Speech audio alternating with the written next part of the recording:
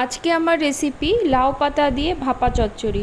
নমস্কার বন্ধুরা, tasty dishes by Ruma চ্যানেলে আপনাদের সকলকে স্বাগত জানাই। চচ্চড়ি পছন্দ করেন এমন বাঙালি মনে হয় খুব কম সংখ্যকই রয়েছে। আমরা বাড়িতে কিন্তু বিভিন্নজন বিভিন্নভাবে চচ্চড়ি করে থাকি, তবে এভাবে লাউ পাতা দিয়ে ভাপা চচ্চড়ি করলে এর স্বাদ কিন্তু মুখে লেগে থাকবে। লাউ পাতা দিয়ে ভাপা চচ্চড়ি করার জন্য আমি লাউ পাতা নিয়েছি। লাউ পাতাগুলো একটু কচি কচি নিতে হবে। আর নিয়েছি আলুগুলো ঝুরি করে কেটে নিয়েছি। আর নিয়েছি পেঁয়াজটা আর এবং আলুটার পরিমাণ কিন্তু সমান সমান নিতে হবে। এবার আলুটা একটি পাত্রে নিয়ে নেব, তার মধ্যে দিয়ে দেব পেঁয়াজ কুচি। আর বাটা মশলার মধ্যে নিয়েছি আমি জিরে, আদা এবং অল্প 2-3 কোয়া রসুন বাটা। এর মধ্যে দিয়ে দেব হলুদ আর নুন। এছাড়া একটা ছোট মাপের টমেটো একটু পেস্ট করে নিয়েছি। এবার এর মধ্যে দিয়ে দেব সর্ষের তেল।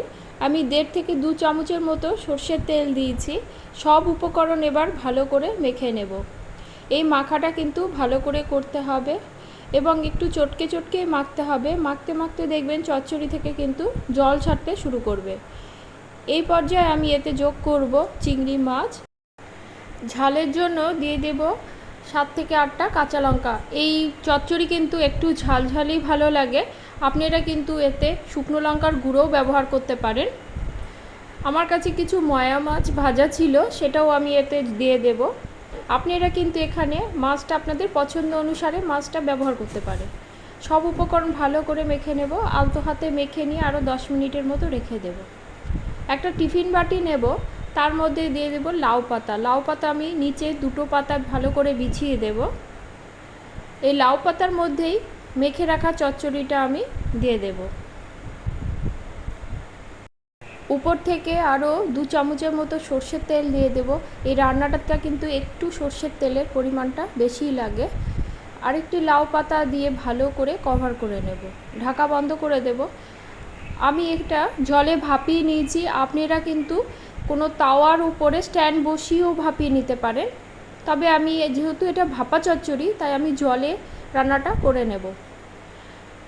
15 থেকে 20 মিনিটের মতো কিন্তু ভাপিয়ে নিতে হবে। 15 থেকে 20 মিনিট পরে গ্যাসের ফ্লেমটা আমি অফ করে দেব, দিয়ে টিফিন বাটিটা ঠান্ডা হতে দেব।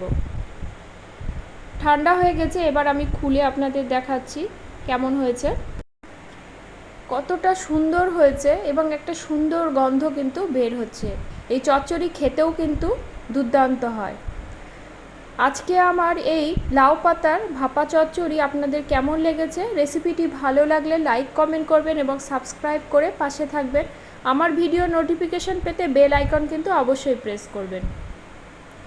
আজ তাহলে এ পর্যন্তই, দেখা হবে পরের কোনো রেসিপি নিয়ে। সকলে ভালো থাকবেন। ধন্যবাদ সকলকে।